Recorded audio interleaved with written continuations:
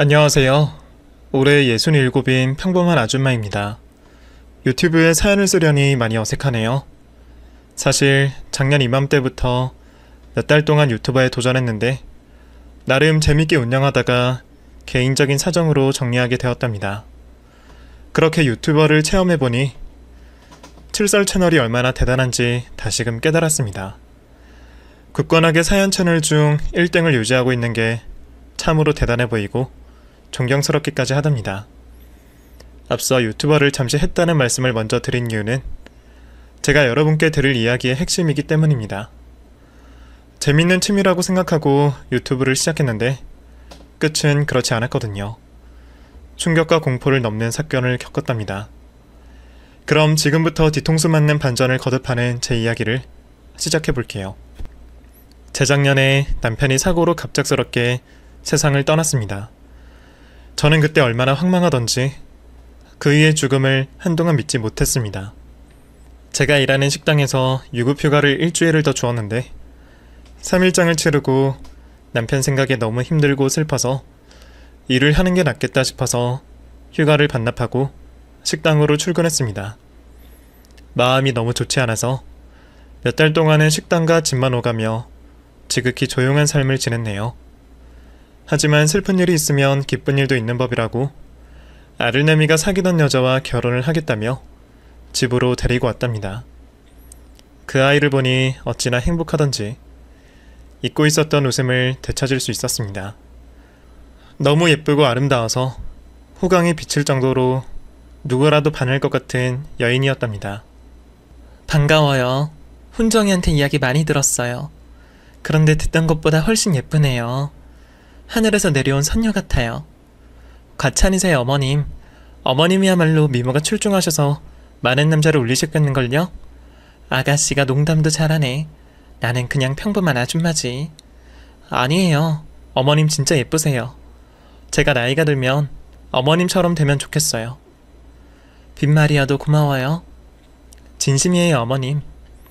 그렇게 서로를 칭찬하는 조금 긴 첫인사를 하고 함께 식사를 시작했는데 먹는 것도 어찌나 복스럽던지 제 마음에 쏙 들었답니다.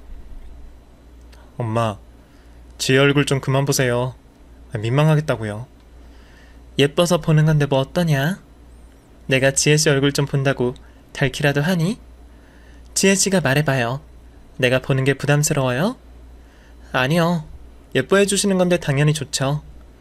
그리고 어머님, 말씀 낮춰주세요. 편하게 딸처럼 대해주셨으면 좋겠어요. 그럴까? 지혜야, 우리 훈정이랑 결혼할 마음이야? 어쩌다 이런 놈하고 결혼할 생각을 했어? 아, 진짜. 엄마, 내가 어떻다고 그래요. 지혜랑 같이 다니면 사람들이 선남선녀라고 그런다고요. 선남선녀? 추남선녀가 아니고? 미안하다. 내 눈엔 지혜가 훨씬 아까워 보인다. 예쁘게 봐주셔서 감사해요. 어머님, 그럼 저를 며느리로 받아주시는 거예요? 그렇다마다 난 첫눈에 지혜니가 내 며느리가 될 거라는 걸 느꼈다. 내 남편이 세상을 떠나고 너를 나에게 선물로 보내준 것 같다는 생각까지 들었다니까? 어머, 그렇게까지나 좋게 봐주시다니 진심으로 감사해요. 그런데 저는 오빠에 비해 부족한 게 많아요. 대기업에 다니는 것도 아니고 친정이 잘 살지도 못해요. 그깟 직장이나 돈이 대수니? 난 건강하고 예쁘고 착하면은 그걸로 만족한다. 더 고민할 필요도 없단 말이다. 말 몇 마디를 나눴을 뿐인데 예비 며느리의 댐댐이와 따뜻한 품성을 느낄 수 있었답니다. 그래서 단번에 결혼하라고 일렀고 빨리 상견례 날짜를 잡으라고 했죠. 역시나 예비 사돈부부는 몹시 훌륭한 인성의 소유자였습니다. 새애기가 될 지혜와 판박이 그 자체였죠. 저희는 복잡한 건 모두 생략하고 결혼식을 진행시키기로 했습니다.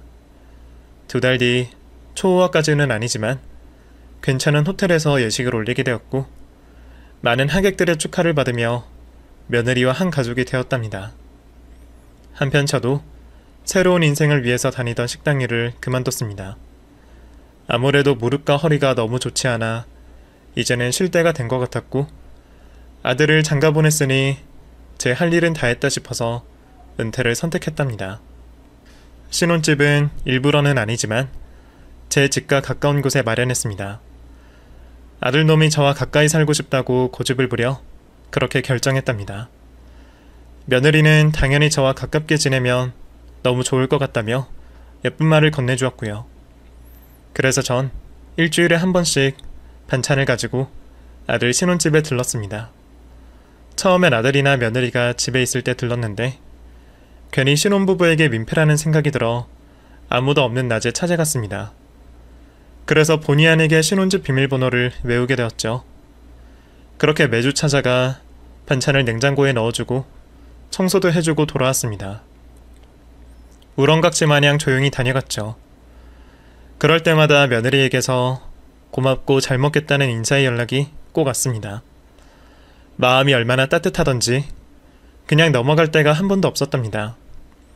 또 제가 고생한다고 생각했는지 용돈도 자주 주고 선물도 많이 베풀더라고요. 물질적인 걸 받아서 좋긴 했지만 마음이 통하고 가까워진 것 같아 더 기뻤죠. 그리고 며칠 뒤 며느리가 있는 날 신혼집에 들렀습니다. 그 아이는 여느 때처럼 저를 반기며 환한 미소를 지어주었습니다. 어머님, 어서오세요. 그동안 저 없는 날만 오셔가지고 죄송했는데 오늘은 제가 대접을 해드릴 수 있겠어요. 제가 맛있는 찜닭 해드릴게요. 어머머, 새애기 너 그런 것도 할 줄 아니? 일하느라 바쁠 텐데 그런 건 언제 배운 거야? 아, 유튜브 보고 배웠는데 별로 어렵지 않더라고요. 유튜브? 나도 요즘 그거 보는 낙으로 살고 있는데 재밌는 영상이 참 많더구나. 그쵸? 유용하게 배울 수 있는 것도 참 많더라고요. 오늘은 찜닭 해드리고 다음에 오시면 갈비찜 해드릴게요. 그리고 며느리는 주방에서 요리를 시작했고 맛있는 냄새가 제 코를 찔렀답니다. 이윽고 맛깔스러운 찜닭이 제 앞에 놓여졌고 저희 두 사람은 맛있게 밥을 먹었네요. 배가 꽉 차고 소파에 늘어지게 앉자 며느리가 할 말이 있다고 했습니다. 저는 무슨 말이든 고민하지 말고 해보라고 일렀습니다. 어머님, 제가 이번 달 실적이 너무 적어서 그런데 어머님이 보험 하나만 들어주시면 안 될까요? 맞다. 우리 새애기가 보험 설계사였지? 진작에 들었어야 했는데 내가 깜빡했구나. 괜찮아요, 어머님. 그런데 지금 들어있는 보험이 몇 개나 있으세요? 보자. 치아보험이랑 암보험. 그리고 없네. 그 두 개가 전부야. 정말요? 그럼 어머님, 사망보험 하나 드시는 게 어떠시겠어요? 저랑 오빠는 이미 사망보험을 들어놨거든요. 사람 일이 언제 어떻게 될지 모르니 미리 들어놓으면 좋으실 거예요. 그래, 사망보험으로 하자. 작성할 서류 가져다오. 이윽고 방에서 보험 서류를 들고 나와 작성했습니다. 그런데 마지막 수혜자 칸에 누구 이름을 쓸지 고민했습니다. 며느리가 눈치를 챘는지 어머님, 오빠 이름 적으시면 되잖아요. 뭘 고민하고 그러세요. 라고 말하는 겁니다. 그런데 저도 모르게 며느리의 이름을 적었습니다. 새로운 식구이자 제가 예뻐라 하는 아이에게 기분 좋게 해주고 싶었거든요. 어머, 제 이름을 적으셨네요? 어머님, 이러시면 제가 괜히 죄송해지잖아요. 누가 보면 어머님 보험금을 노리는 며느리로 알겠다고요. 에이, 누가 그런 못된 생각을 하겠니? 수혜자를 네 이름으로 한다고 해서 뭐가 다르겠냐? 평생 내 아들과 함께 살아줄 인연인데 말이야. 하긴 그건 그렇죠. 저는 오빠랑 인연이 되고 나서부터 한 번도 헤어진다는 상상을 해본 적이 없어요. 그렇게 생각해주니 고맙구나. 세아가, 나랑도 평생 잘 지내자. 난 네가 너무 좋다. 저도 어머님이 너무 좋아요. 요즘은 오빠보다 어머님이 더 좋다니까요. 제가 친정엄마랑은 조금 무뚝뚝하게 지내는데 어머님은 마치 친구처럼 느껴져서 제가 할 말 못할 말을 구분하지 못하고 수다를 떠는 것 같아요. 난 그게 좋다. 앞으로도 계속 친구처럼 생각해주거라. 자, 여기 서류 작성 다 했다. 고마워요, 어머님. 덕분에 실적 올려서 한숨 돌리겠어요. 그렇게 며느리에게 보험을 들고 집으로 돌아왔는데 어찌나 적적하던지 지루하고 따분해서 견딜 수가 없겠더라고요. 마음 같아선 며느리와 아들을 제 집으로 들여서 같이 지내고 싶은데 그건 저만의 욕심이니 생각을 버리고 말았죠. 결국 할 일이 없어 저의 유일한 취미인 유튜브를 켜고 많은 영상을 보며 시간을 보냈습니다. 요즘은 젊은 사람이건 나이 많은 사람이건 너나 할 거 없이 유튜버로 전향한 사람이 무척이나 많더라고요. 어떤 노인은 저보다 나이가 훨씬 많았는데도 구독자가 수십만 명이나 있는 걸 보니 굉장한 부러움을 느꼈답니다. 또 늦은 나이라는 게 없다는 걸 새삼 깨달았죠. 그래서인지 저도 유튜브를 해보면 어떨까 하는 생각이 들었습니다. 대단한 영상을 만들지 못하지만 공부하고 배워서 일상 영상이라도 올려보면 좋겠더라고요. 돈을 버는 목적보다는 소통하는 좋겠다는 마음이 컸답니다. 그래서 다음날 서점을 찾아가 유튜브에 관한 책을 2권 사서 공부를 시작했습니다. 동영상 찍는 거야 핸드폰만 있으면 가능했는데 편집하려면 컴퓨터까지 필요하더군요. 예전에 아들에게 컴퓨터 사용하는 방법을 배워둬서 아주 기초적인 건 할 수 있었네요. 그래서 큰맘 먹고 노트북을 구매했고 독학으로 3달 동안 영상 편집을 연습했답니다. 사람이 마음만 먹으면 못할 게 없다더니 제 나이 67에 노트북으로 영상을 편집하는 게 가능하더군요. 제 자신이 자랑스러워서 아들과 며느리를 찾아갔습니다. 제가 유튜버를 하겠다고 말했더니 2사람 모두 크게 놀랐습니다. 엄마가 유튜브를 한다고요? 그거 하려면 컴퓨터가 필요할 텐데. 알아. 이미 노트북을 쓰고 있어. 그리고 지난 3개월 동안 책을 보고 공부했더니 초보자이긴 하지만 웬만한 건 다 할 줄 안다고. 와, 어머님 정말 멋지세요. 어떻게 말씀 한마디도 하지 않으시고 혼자 배우셨어요? 그래서 영상 편집하는 것도 혼자 가능하신 거예요? 처음엔 버벅거렸는데 지금은 제법 다를 줄 안다. 어머님이 저보다 나으세요. 저는 그런 거 하나도 할 줄 몰라요. 이제 저희 집안에도 유튜버가 탄생하는 건가요? 너무 기대되고 재밌을 것 같아요. 에이, 기대는 하지 말아라. 난 그냥 평범하게 노인의 일상이나 먹방 같은 걸 할 생각이야. 그래도 정말 재밌을 것 같은데요? 제가 여기저기 소문 많이 내서 구독자를 모아볼게요. 정말? 그럼 빨리 시작을 해야겠구나. 저는 가벼운 발걸음으로 집으로 돌아와 뭐부터 해야 할지 곰곰이 생각해봤습니다. 그리고 문득 떠오른 게 꽃이었습니다. 제 집 앞에 있는 공원에 꽃이 만개해서 그걸 찍어서 올리면 제 또래의 사람들이 좋아할 것 같더라고요. 영상을 열심히 찍고 편집도 예쁘게 해서 첫 영상을 올렸는데 하루 만에 조회수가 30이 올라갔습니다. 수십 명의 사람이 제 영상을 봐줬다는 게 매우 좋았습니다. 바로 이 맛으로 유튜브를 하는구나 하고 쾌감을 느꼈죠. 다음으로는 제가 요리하는 것과 먹는 영상을 찍어서 올리기도 했답니다. 조회수가 3자리로 넘어갔을 때 어찌나 떨리던지 다음엔 더 많은 조회수가 나올 만한 게 뭐가 있나 열심히 고민했습니다. 많은 영상을 보다 보니 자극적인 소재들이 인기가 많은 것 같았습니다. 그 중에서도 가족이나 지인을 상대로 속이는 몰래카메라는 특히나 조회수가 높더라고요. 그래서 저도 몰카라는 걸 해봐야겠다고 판단했고 첫 상대를 아들로 정했답니다. 무슨 이야기로 속일까 고민하던 끝에 제가 남자친구가 생겼다고 하면 어떤 반응으로 나올지 궁금하더라고요.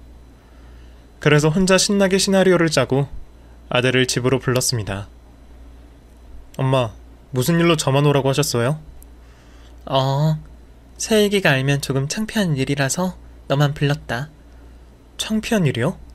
그래, 앉아봐라. 저는 웃음을 꾹 참고 아들의 몰래카메라를 시작했습니다. 흔정아, 네 아버지가 세상을 떠난 지 2년이 됐잖아. 그동안 이 엄마가 참 많이 외로웠다. 그렇죠. 엄마도 여자이니까 외로울 수 있죠. 너까지 장가가니까 너무 허전하더라고. 그래서 노인들 모임에 몇 번 나갔는데 거기서 좋은 영감을 알게 되었다. 설마 엄마 남자친구 생겼어요? 이 나이에 추하지? 에이, 아니에요. 잘하셨어요. 정말 축하드려요. 제 예상과는 다르게 아들 녀석은 저를 진심으로 축하했습니다. 축하한다고? 놀라지 않았니? 물론 놀라긴 했지만 좋은 의미로 놀랐죠. 그래? 네, 진심으로 축하드려요. 조금 당황하긴 했지만 조금 더 나아가 재혼하겠다고 말하기로 했습니다. 그래서 말인데, 이 엄마가 재혼을 할까 생각 중이야. 얼마 전에 그 영감한테서 청혼을 받았단다. 결혼을 하신다고요? 아무래도 안 되겠지? 아들은 잠시 고민을 하더니 이내 말문을 열었습니다. 아니요, 안 될 이유가 뭐가 있겠어요. 새로운 사랑을 찾으셨는데 하루빨리 가정을 이루는 게 좋지 않겠어요? 전 엄마만 행복하다면 무조건 찬성하고 축복할 거예요. 아니, 훈정아, 이 엄마가 부끄럽거나 화가 나지 않아? 진짜로 축하해준다는 거야? 그러자 아들 훈정이는 저를 꼭 끌어안아 주었습니다. 엄마, 평생 고생하시며 저를 키워주셔서 감사해요. 그리고 아버지 돌아가시고 많이 힘들어하신 거 잘 알아요. 아마 아버지도 하늘에서 축복해 주실 거예요. 축하드려요, 엄마. 저는 아들의 말을 듣고 눈물을 흘리고 말았습니다. 아들을 놀래게 해주려고 몰래카메라를 했는데 제가 감동만 받고 말했죠. 저는 꺼이꺼이 울며 아들에게 말했습니다. 훈정아, 이거 몰래카메라야. 엄마 유튜브 하는 거 알지? 요즘 몰래카메라가 대세라고 해서 나도 해봤다. 네? 그럼 재혼하시겠다는 건... 당연히 뻥이지. 남자친구는커녕 남자 그림자도 밟지 못하고 있다. 아이, 뭐예요, 엄마. 진짜 속았잖아요. 용기를 왜 이렇게 잘하는 거예요? 훈정아, 고맙다. 네가 내 아들이어서 정말 기뻐. 엄마를 그렇게 이해해주고 축하해주다니 엄마 감동받았다. 아들은 배시시 웃으며 당연한 거 아니냐고 했습니다. 자기는 항상 제 편이라고 강조했답니다. 게다가 이제라도 진짜 남자친구를 사귀어 보라며 저더러 국수를 먹여달라고 농담까지 했네요. 그렇게 찍은 영상을 편집해서 유튜브에 올렸더니 대박이 나고 말았습니다. 일주일 만에 조회수가 1만 가까이 올랐더라고요. 사람들 댓글은 제가 예상한 대로 효자아들 둬서 좋겠다, 저런 아들 흔하지 않다 등등 아들 칭찬이 가득했습니다. 저는 일일이 고맙고 감사하다고 댓글을 달아주었고 다음 영상도 꼭 봐달라고 부탁의 말을 전했습니다. 며칠 뒤 아들과 며느리와 함께 식사를 하게 되었고 저는 아들의 몰래카메라 영상이 인기 영상으로 오르고 있다며 자랑을 했습니다. 내가 아들 하나는 진짜 잘 낳았나 보다. 사람들 칭찬이 아주 자자해. 엄마, 부끄럽게 또 그런 말씀을 하세요. 맞아요, 어머님. 오빠가 특별한 사람이긴 해요. 저도 결혼 잘했다는 말을 셀 수 없이 많이 들었다니까요. 특히 친구들이 엄청 부러워한다고요. 그러니? 아유, 좋아라. 우리 아들이 엄마를 여러 가지로 참 기쁘게 해주는구나. 물론 새애기도 날 기쁘게 해주는 존재지. 지혜, 너는 존재 자체가 빛나는 아이야. 어머님, 갑자기 칭찬이 저한테 넘어온 거예요? 그래도 듣기는 좋네요. 진심이야, 세아가. 나는 너희들이 이렇게 잘 사는 걸 보는 게 너무 행복하다고. 다른 건 이제 바랄 게 하나 없다. 어머님, 손주 보고 싶지 않으세요? 제 친구들은 시어머니한테 애를 못 가진다고 들들 볶인다던데. 지금 시대가 어느 시대인데 애를 낳으라고 강요를 해. 난 손주가 있어도 좋고 없어도 좋다. 억지로 애쓰면서 애를 낳을 필요 없으니까 부담 갖지 말어. 그렇게 저와 자식들은 한 걸음 더 가까워진 기분이었고 유튜브를 시작하기 잘했다는 생각이 들었답니다. 그리고 한두 달 정도는 제 일상을 담은 영상을 올렸는데 조회수가 아들의 몰래카메라의 10분의 1도 안 되더군요. 평범한 걸 굳이 찾아보려는 사람이 어딨겠어요. 그래서 전 다시 몰래카메라를 한 번 더 찍어야겠다고 결심했습니다. 이번에는 좀 더 자극적이고 강하게 꾸밀 생각이었죠. 며칠 뒤 만반의 준비를 한 저는 며느리를 집으로 불러들였습니다. 얼굴은 아픈 사람처럼 보이려고 초췌하게 분장을 했답니다. 어머님, 저 왔어요. 세아가 어서 오렴. 그리고 저의 분장한 얼굴을 본 며느리가 화들짝 놀랐습니다. 어머님, 얼굴이 왜 이러세요? 어디 아프신 거예요? 조금 아픈 것 같구나. 안색이 많이 안 좋으세요. 병원에 다녀오신 거예요? 그래, 병원 가서 검사를 받고 왔다. 그런데 결과가 좋지 않게 나왔구나. 정말요? 어디가 어떻게 안 좋다는데요? 내 머리에 종양이 있다고 하더구나. 크기가 너무 커서 수술이 불가능하단다. 게다가 기억을 조금씩 잊어가고 있다. 사실 어제 하루 종일 뭘 했는지 하나도 기억이 안 난다. 아주 심각한 것 같아. 난 아픈 것보다 세아가 너를 잊을까봐 걱정이 되는구나. 어머님, 수술이 안 되면 항암 치료나 방사선 치료를 할 수 있잖아요. 그게 다 의미가 없다는구나. 그냥 갈 날을 기다려야 할 것 같아. 안 돼요, 어머님. 그럼 의사가 남은 삶이 얼마나 된다고 말해요? 당황한 며느리의 반응을 보자 괜한 짓을 해서 미안하더라고요. 하지만 시작은 했으니 끝까지 할 생각으로 말을 이었습니다. 얼마 남지 않았다는구나. 길어야 2달이라고 의사가 일렀다. 2달이요? 어머님, 어떡해요. 눈물이 그렁그렁한 며느리를 보자 더는 못하겠더라고요. 그래서 몰래카메라라는 걸 밝히기로 했습니다. 많이 놀랐지. 세아가 지금까지 몰래... 아니지. 2달 뒤면 보험금 수령할 수 있구나. 뭐라고 했니, 세아가? 기억이 점점 지워진다고 했지?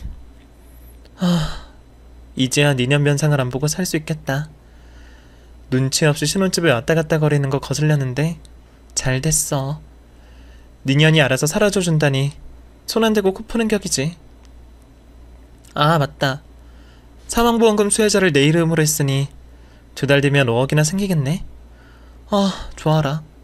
꽁돈 생기면 뭐부터 하지? 세아가, 너 지금 장난하는 거지? 뭐래. 내가 너랑 장난하고 싶겠냐? 여하튼 이제부터는 조신한 척 안 해도 되겠네.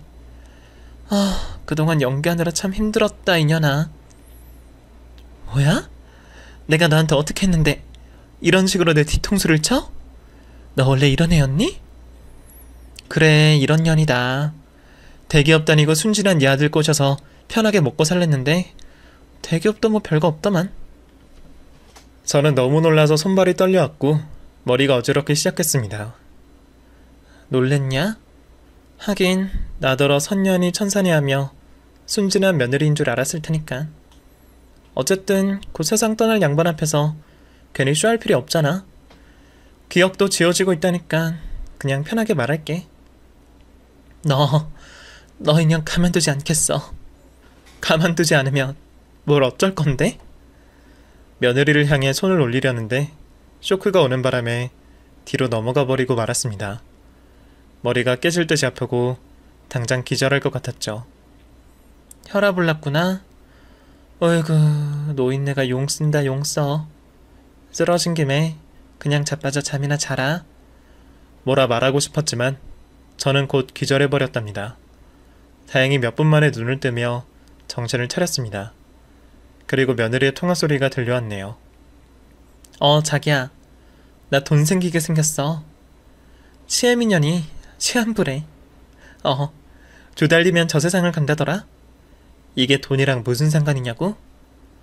그게 말이야. 몇 달 전에 시애미가 나한테 사망보험금을 들었거든. 그런데 수혜자 이름을 내 이름으로 올렸어. 자그마치 5억이야, 5억. 저는 며느리의 본성을 확인한 것도 모자라 바람 피우고 있다는 사실을 알게 되었답니다. 끝까지 들어보려고 모른 척 누워서 계속 듣기로 했습니다. 아, 맞다. 2달 뒤면 자기랑 나랑 사귄 지 5주년 아니야? 그럼 뭐 해외여행부터 갈까? 경비는 신경 쓰지 마.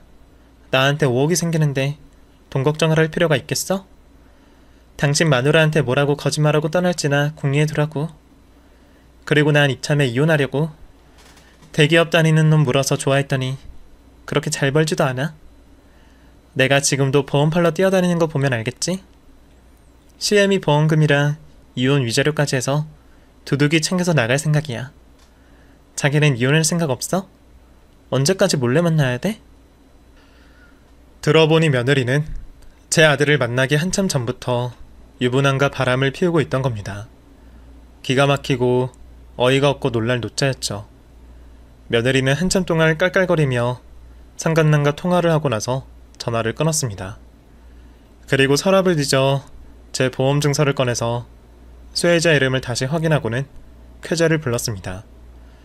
이윽고 며느리가 제 옆으로 와서 옆구리를 쿡쿡 찔러댔습니다. 뭐야, 자는 거야? 아니면 뭐 자는 척 하는 거야? 이봐 노인네, 눈 좀 떠봐. 저는 참지 못하고 눈을 떠버렸습니다. 그리고 벌떡 몸을 세우고 앉아 며느리를 노려봤습니다. 고얀 년, 유부남하고 바람 피우는 걸 숨기고 내 아들하고 결혼을 해? 그리고 뭐? 내가 죽으면 이혼을 해서 위자료를 챙기겠다고? 네가 그러고도 사람이더냐? 아, 입냄새. 죽을 병 걸리면 냄새부터 심하다더니 그 말이 딱 맞네. 입에서 똥내가 진동한다. 어쨌든 네 아들이 그닥 성에 안 차서 갈아치우려고 진작부터 마음 먹었어. 네 아들은 착하기만 하지 실속이 없어. 남자 구실도 그저 그렇고 돈 벌어오는 것도 내 기준에서 너무 적어. 그런데 때마침 네가 시한부라는 기쁜 소식을 들려주니 날아갈 것 같아. 내 시중에 5억이라는 거금이 들어오니까 말이야. 고마워 시엠이야. 네가 이런 것도 무사할 것 같아? 내가 가만히 두고 보기만 할 것 같냐고. 왜? 아, 네 아들한테 가서 이러려고? 야, 이 노인네야. 시한부의 기업까지 잃어가고 있다며? 그러니까 제정신이 아닌 네가 하는 말은 죄다 헛소리로 들릴 거야. 또 내가 얼마나 연기를 잘하는 줄 알잖아.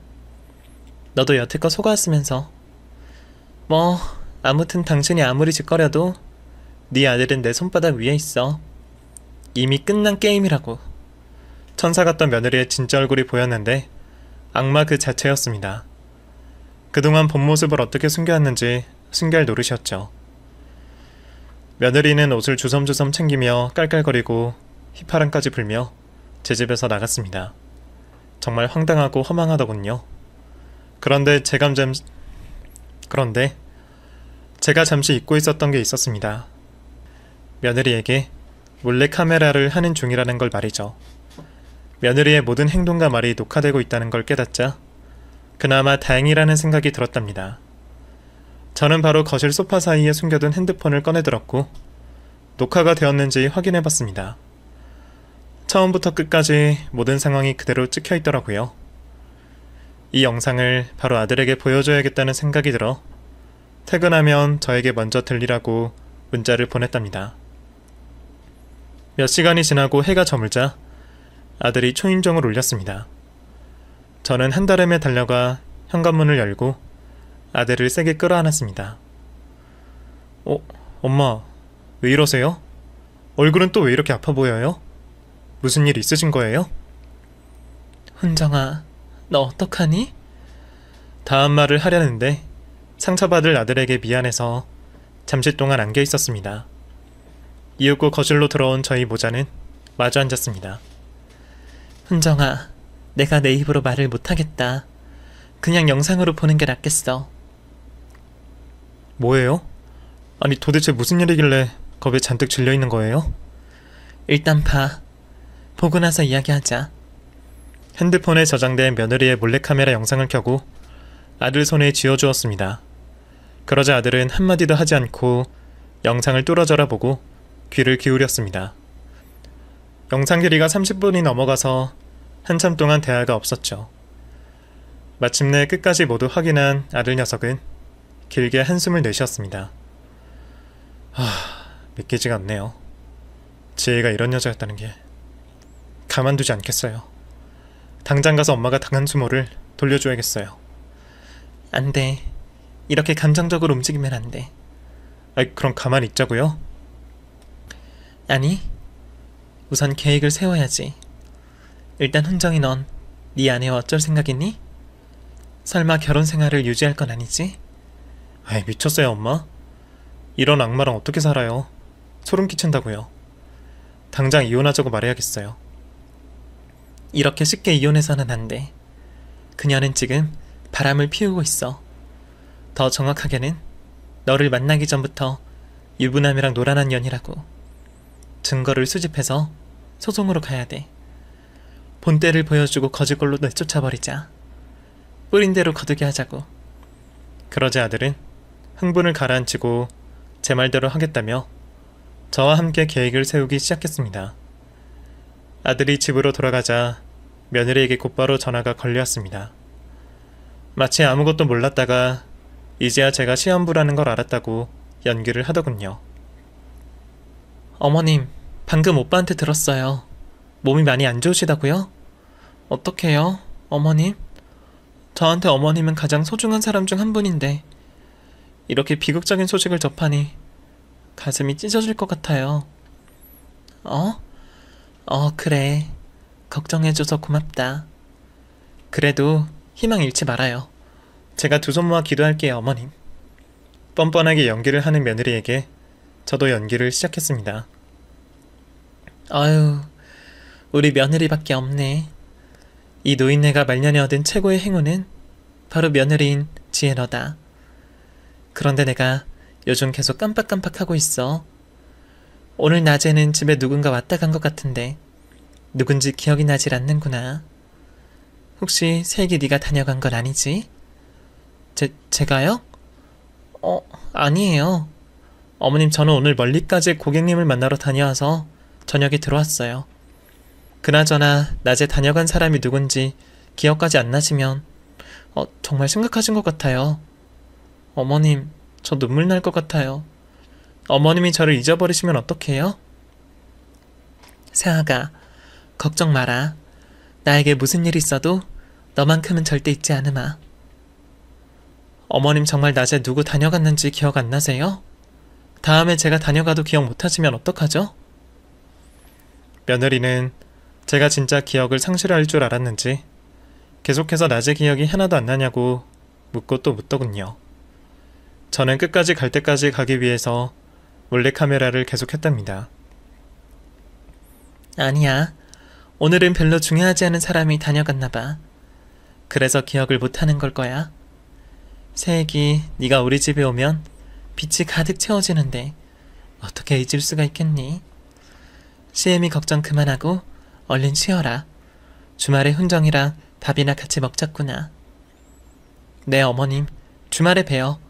제가 갈비찜 해드릴게요. 그래, 고맙다, 새아가. 전화를 끊자마자 핸드폰을 소파에 집어 던졌습니다. 며느리가 아무렇지 않게 연기하는 목소리를 들으니 역겹고 소름이 끼치더라고요. 며칠 뒤 주말에 아들과 악마 같은 며느리가 제 집으로 찾아왔고 각자 연기를 하며 즐거운 척 시간을 보냈답니다. 갈비찜을 해준 며느리는 제 밥그릇에 고기를 얹어주었습니다. 어머님, 식사는 꼭 잘 챙겨 드셔야 돼요. 아무리 시한부라고 하지만 세상엔 기적 같은 일들이 많으니 어머님께도 기적이 찾아올지도 모른다고요. 그러니까 힘내세요. 그러마. 우리 새애기가 이렇게 신경 써주는데 내가 기적처럼 나아야지. 그만 걱정하고 어서들 들어. 그렇게 식사를 마치고 두 사람이 돌아갔고 보름의 시간이 더 흘렀습니다. 아들이 좋은 소식이 있다며 저를 찾아왔는데 저희가 고용한 흥신소 사람이 며느리의 불륜 증거를 충분히 수집했다며 저에게 보여주더라고요. 예상대로 하는 짓거리가 얼마나 더럽던지 길거리에서도 자연스럽게 진한 스킨십을 하는 건 기본이고 상간남의 차 안에서 그 짓거리를 하는 모습도 있었답니다. 너무 역겨워서 사진을 뒤집어 버렸습니다. 그리고 아들에게 다음 단계로 넘어가자고 일렀죠. 순차적으로 며느리에게 복수할 준비를 해나갔고 정확히 2달 뒤에 우리 집에 셋이 모였답니다. 제가 멀쩡한 걸 본 며느리는 의아해하는 눈빛을 보내더라고요. 시한부라고 했는데 죽기는커녕 어디 한 군데도 아파하지 않으니 그럴만도 했죠. 어머님, 잘 버티시고 계신 것 같아서 다행이에요. 안색도 전보다 훨씬 좋아지셨고 몸도 가벼워 보여요. 그래 보이니? 새에게 네가 전에 말했던 것처럼 나에게 기적이 일어난 건가? 아무튼 건강해 보여서 다행이에요. 어머님, 다음에 병원은 언제 가세요? 제가 모시고 갈게요. 저는 아들과 눈빛으로 신호를 주고받았고 더 이상 몰래카메라의 힘을 숨기지 않기로 했습니다. 병원에 갈 일 없다 이년아. 그래 이 사이코야. 우리 엄마는 아주 건강해서 병원에 갈 필요가 없어.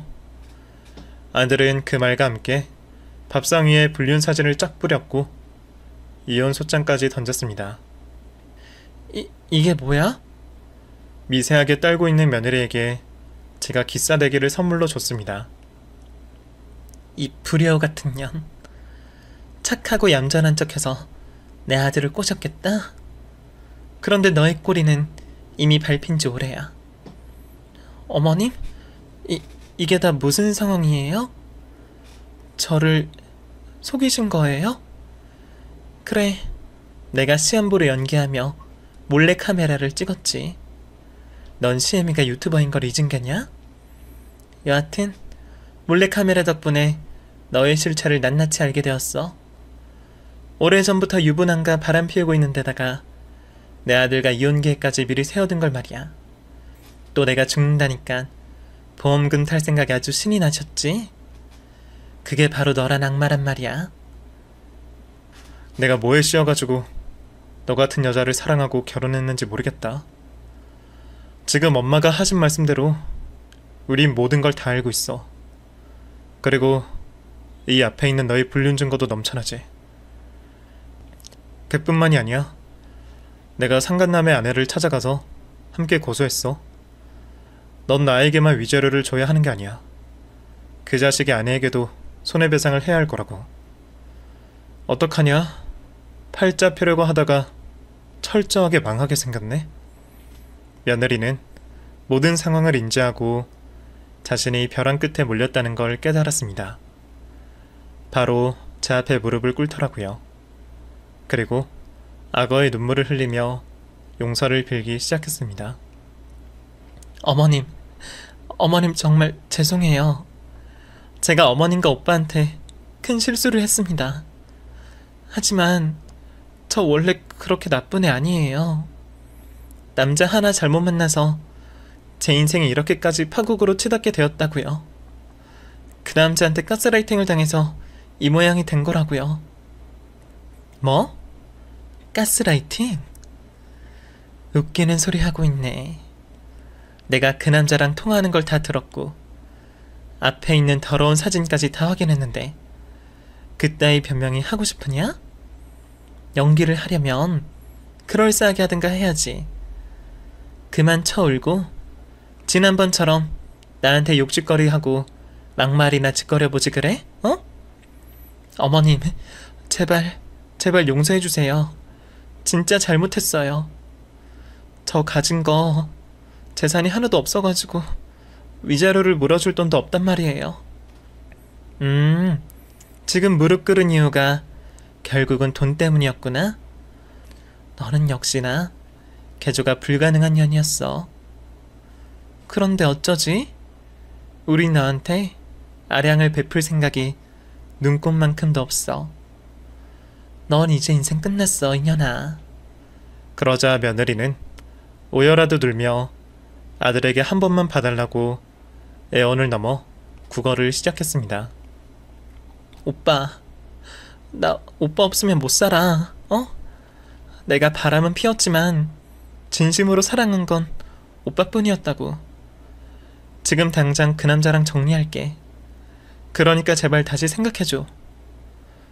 아니, 다시 생각할 가치도 없어. 넌 바람 피운 것보다 나의 어머니한테 끔찍한 행동과 말을 했어. 그거는 사람이 할 짓이 아니라고. 엄마가 유튜브를 하지 않았더라면 평생 속고 살았거나 네 계획대로 아무것도 모른 채 이혼당하고 말았겠지. 모든 건 뿌린 대로 거두는 거야. 이 모든 일의 시작을 한 네가 대로 받는 거니까 억울한 표정은 집어치워. 저와 아들은 이 정도 경고를 했으면 됐다 싶어서 집에서 쫓아내려고 했습니다. 그런데 며느리는 안 나가고 계속 버티더라고요. 어머님, 오빠, 나 이대로 못 나가요. 저 좀 봐주세요. 제발 한 번만 살려주세요. 이년아, 누가 널 잡아먹니? 이제부터는 법원에서 알아서 할 일이라고. 여기서 버텨봐야 아무런 소용 없으니까 그만 연기하고 꺼져. 아들은 끝까지 버티는 며느리를 잡아 끌다가 결국 머리채를 잡고 현관문 앞까지 끌고 갔답니다. 그렇게 악마 같은 며느리에게 쓴맛을 보여주었네요. 그리고 얼마 뒤 법원에서 이혼 재판을 하게 되었는데 당연히 불륜이 인정되었습니다. 며느리는 위자료를 제 아들과 불륜남의 아내에게까지 물어줘야 해서 막대한 돈을 대출받았답니다. 그런데 신용대출에 한계가 있어서 사채빚을 지게 되었다네요. 그 이후 악마 같은 며느리는 지방의 싸구려 지하방으로 터를 잡았답니다. 거기서 뭐라고 먹고 사는지는 모르겠습니다. 뭐 알아서 살아가겠죠. 1년이 지난 지금의 저는 유튜브 채널을 삭제했습니다. 며느리의 만행으로 잠시 멈췄었는데 다시 시작하려니 그년 생각이 자꾸 떠올라서 손을 못 대겠더라고요. 그래서 과감하게 채널을 지워버리고 이제는 구독자로만 유튜브를 즐기고 있답니다. 그중 가장 애정하는 채널이 바로 여기에요. 그래서 제가 마음 터놓고 이야기를 할 수 있었네요. 한편 제 아들은 다른 여자를 사귀고 있어요. 아들 말로는 굉장히 참하고 예쁘다고 하네요. 제가 우스갯소리로 몰래카메라로 실체를 밝혀보자고 했는데 그럴 필요가 없는 사람이라고 합니다. 제 이야기는 이렇게 막이 내려지네요. 참 웃기고 황당한 사건이죠. 그래도 끝은 잘 해결되었으니 이제는 웃으며 말할 수 있습니다. 끝까지 들어주셔서 감사드립니다. 그럼 모두들 좋은 하루 보내세요. 감사합니다.